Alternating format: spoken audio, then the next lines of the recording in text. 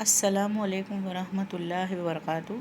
ધોરણ 10 સામાજિક વિજ્ઞાન પાઠ 8 ભાગ 2 કુદરતી સંસાધનો।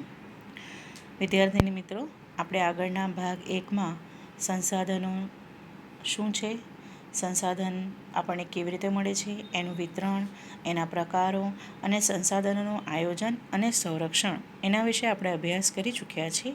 આપણે આ વિડીયોમાં હવે જમીન નિર્માણ વિશે અભ્યાસ કરીશું। સૌથી પહેલાં આપણે જોઈએ જમીન નિર્માણ। તો જમીન કેવી રીતે બને છે। અહીંયા તમને આ આકૃતિમાં દેખાય છે કે નીચે સખત ખડક છે, એની ઉપર છે સખત માટી અથવા ખડક, એની ઉપર છે ઓછા ખનિજવાળી માટી, રેતી, પાંદડા, ગારો, લાકડા, નાના ટુકડા, પ્રાણીઓના અવશેષો, બરાબર ને, અને એની ઉપર છે ખનિજયુક્ત પડ અને સાદી માટીનું પડ, એટલે કે આ આખી જમીન છે ઉપરથી નીચે સુધી, પૃથ્વીના ગોળા સુધી, અંદર પૃથ્વીના ગોળામાં ઉપરથી લઈને અંદર સુધીના મધ્ય ભાગ સુધીમાં જે આવેલી જમીન છે તે। તો સૌથી પહેલાં તો આપણે જોઈએ જમીન એટલે શું। અર્થશાસ્ત્રની ભાષામાં મેં તમને જમીન એટલે શું એ સમજાવી દીધું છે।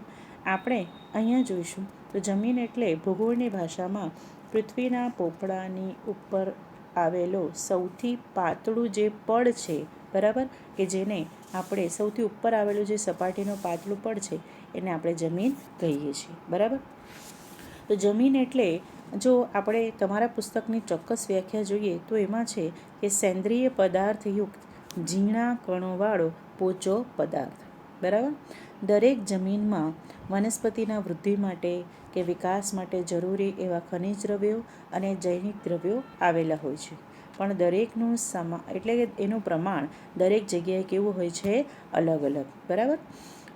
ભૂપૃષ્ઠ પરના માતૃખડકો અને વનસ્પતિ દ્રવ્યોના મિશ્રણથી અસંગઠિત બનેલા પદાર્થોનું પડ કે સપાટી એટલે કે જમીન, બરાબર। આ જે જમીન છે એની અંદર ઘણા બધા દ્રવ્યો હોય છે, જેમ કે ભેજ છે, ત્યાર પછી હવા છે, ત્યાર પછી જુદા જુદા ખનિજો છે, ત્યાર પછી જૈવિક દ્રવ્યોમાં આપણે મૃત પ્રાણીઓના અવશેષો લઈ શકીએ, વનસ્પતિના અવશેષો લઈ શકીએ। આ બધા પદાર્થોના મિશ્રણથી અને ખનિજોનો જે ભૂકો હોય છે, જે મૂળ ખડકો હોય છે, એને ઘસારણ થાય છે, એનું ધોવાણ થાય છે, એનો ભારીક ભૂકો બને છે, અને એ ભૂકામાં વનસ્પતિ અથવા જીવજંતુઓના વિઘટન કે સડવાથી બનેલા જે સેન્દ્રિય તત્વો છે એ ઉમેરાય છે, એની અંદર ભેજ અને હવા ઉમેરાય છે, અને લાંબા સમયગાળે એમાંથી જમીનનું નિર્માણ થાય છે। તો વિદ્યાર્થીનીઓ, હું માનું છું કે તમને ખ્યાલ આવી ગયો હશે કે જમીન નિર્માણ કેવી રીતે થાય છે અને જમીન કોને કહેવામાં આવે છે। તો હવે આપણે આગળ જોઈએ જમીનના પ્રકારો। ભારતની જે જમીન છે એને ભારતીય કૃષિ સંશોધન પરિષદ, કે જેને અંગ્રેજીમાં ICAR, Indian council of agriculture અને રિસર્ચ, આ જે ભારતીય કૃષિ સંશોધન પરિષદ છે એના દ્વારા ભારતની જમીનને 8 પ્રકારમાં વહેંચવામાં આવેલી છે। તો કયા કયા 8 પ્રકાર છે, ચાલો આપણે જોઈએ। સૌથી પહેલાં છે કાપની જમીન, ત્યાર પછી રાતી કે લાલ જમીન, ત્યાર પછી કાળી જમીન, ત્યાર પછી છે લેટેરાઇટ જમીન, રણ પ્રકારની જમીન, પર્વતીય જમીન, જંગલ પ્રકારની જમીન, અને અંતે છે દલદલીય કે પીટ પ્રકારની જમીન। હવે આપણે એક પછી એક બધી જ જમીનોનો વારાફરતી પરિચય મેળવીએ। સૌથી પહેલાં આપણે જોઈશું કાપની જમીન। કાપની જે જમીન છે એ કુલ ભારતના ક્ષેત્રફળના લગભગ 43% ક્ષેત્રમાં આવેલી છે। પૂર્વમાં બ્રહ્મપુત્ર ખીણથી શરૂ કરીને પશ્ચિમમાં સતલુજ નદી સુધી, અને ઉત્તરમાં ભારતનું જે મેદાન છે ત્યાંથી લઈને દક્ષિણમાં નર્મદા, તાપી, મહાનદી વગેરે જે દ્વીપકલ્પીય નદીઓ છે એ નદીઓના ખીણ પ્રદેશોમાં તે ફેલાયેલી છે। મોટાભાગે આ જે કાપની જમીન છે એનું નિર્માણ એ નદીઓ દ્વારા જે કાપ નિક્ષેપણ કરવામાં આવે છે એને આભારી છે, એટલે કે કાપ નિક્ષેપણ દ્વારા આ કાપની જમીનો બને છે। આ જમીનમાં પોટાશ, ફોસ્ફરસ અને એસિડ અને ચૂનાનું પ્રમાણ ખૂબ વધારે જોવા મળે છે, જ્યારે નાઇટ્રોજન અને હ્યુમસની માત્રા ઓછી હોય છે।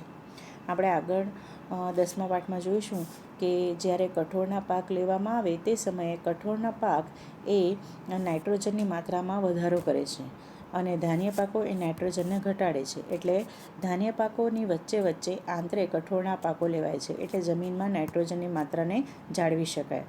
તો એવી રીતે આ જમીનમાં પણ જો કઠોળ વર્ગના પાક લેવામાં આવે તો નાઇટ્રોજનની જે સ્થિરતા છે એનું પ્રમાણ આપણે વધારી શકાય છે.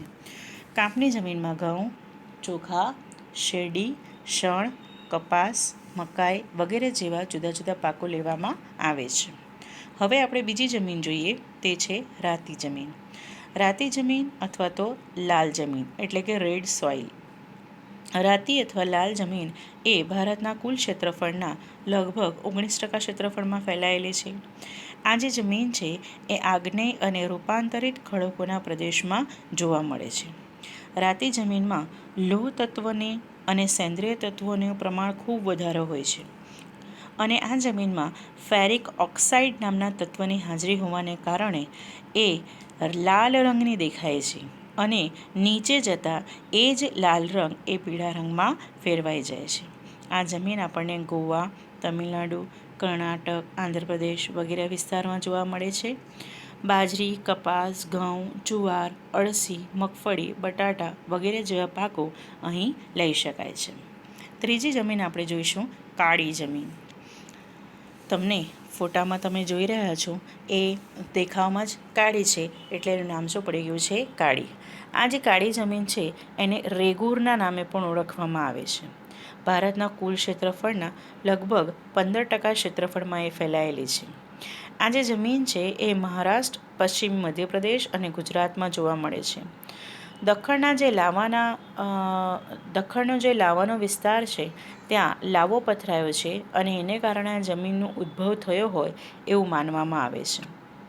આ જે જમીન છે એમાં લોહ, ચૂના, કેલ્શિયમ, પોટાશ, એલ્યુમિનિયમ અને મેગ્નેશિયમ કાર્બોનેટનું પ્રમાણ ખૂબ વધારે જોવા મળે છે.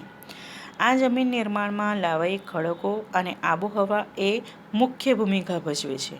અને ગુજરાતમાં જે આ જમીન છે એ કસદાર અને ચીકણી છે, એટલે આ જમીનમાં કપાસ, અળસી, સરસવ, મગફળી અને તમાકુ જેવા પાકો ખૂબ સારી રીતે લઈ શકાય છે. જ્યારે આ જમીન ભેજવાળી હોય છે એટલે કે પાણીવાળી હોય છે ત્યારે ખૂબ ચીકણી બની જાય છે, અને જ્યારે આ જમીન સુકાય છે ત્યારે એની અંદર ફાંટો અથવા તો તિરાડ પડી જાય છે. કપાસના પાકને આ ખૂબ વિશેષ અનુકૂળ જમીન હોવાથી એને કપાસની કાળી જમીન પણ કહેવામાં આવે છે. હવે આપણે આગળ જોઈશું ચોથી જમીન, એ છે લેટેરાઇટ અથવા તો પડખાઉ જમીન. આ તમે જમીન જોઈ રહ્યા છો, તમને કેવી લાગે છે? તો છૂટા છૂટા માટીના ઢેફા જેવી દેખાય છે, બરાબર ને? તો આ જે જમીન છે એનું નામ એ લેટિન ભાષાના શબ્દ લેટર પરથી પડ્યું છે. લેટર એટલે કે ઈંટ. આ જે જમીન છે એનો રંગ લાલ છે, અને એ લાલ રંગ આ જમીનની અંદર લોહ ઓક્સાઇડની હાજરીને કારણે છે. આ જમીન પણ જ્યારે ભીની થાય ત્યારે માખણ જેવી મુલાયમ થાય છે, અને સુકાઈ જાય ત્યારે સખત બની જાય છે. એમાં લોહ તત્વ, પોટાશ અને એલ્યુમિનિયમનું પ્રમાણ ખૂબ વધારે હોય છે.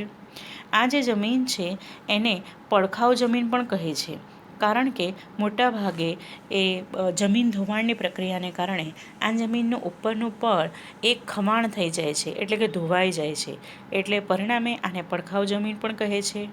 કપાસ, ડાંગર, રાગી, શેરડી, ચા, કોફી વગેરે જેવા પાકો અહીં લેવામાં આવે છે.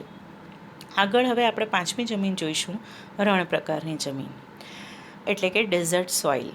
આ જે જમીન છે એ સૂકી અને અર્ધ સૂકી આબોહવામાં આપણને જોવા મળે છે.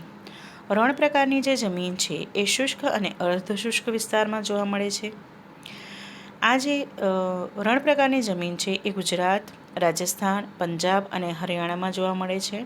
રણ પ્રકારની જમીનમાં ક્ષારનું પ્રમાણ ખૂબ વધારે હોય છે, અને જૈવિક દ્રવ્યો કેવા જોવા મળે છે? ઓછપ એટલે કે ઓછા જોવા મળે છે. એને કારણે રણ પ્રકારની જે ફળદ્રુપતા છે, રણ પ્રકારની જમીનની જે ફળદ્રુપતા છે એ ખૂબ જ ઓછી હોય છે. હવે ગુજરાતમાં આજે આ પ્રકારની જમીન છે એટલે રણ પ્રકારની જમીન છે એ કચ્છમાં, ઉત્તર ગુજરાતમાં અને સૌરાષ્ટ્રના કેટલાક વિસ્તારોમાં જોવા મળે છે. આ વિસ્તારમાં વરસાદનું પ્રમાણ ખૂબ ઓછું હોવાથી અહીં સિંચાઈની સુવિધાઓથી ઘણા બધા પાકો લેવામાં આવે છે. ચાલો વિદ્યાર્થીની મિત્રો, અત્યારે આ ભાગ માટે એટલે કે ભાગ 2 માટે અહીંયા સુધી જ આપણે જોઈશું. હવે આગળના ભાગમાં બીજી અન્ય જમીનો અને જમીન ધોવાણ વિશે આપણે અભ્યાસ કરીશું. ત્યાં સુધી થેન્ક યુ.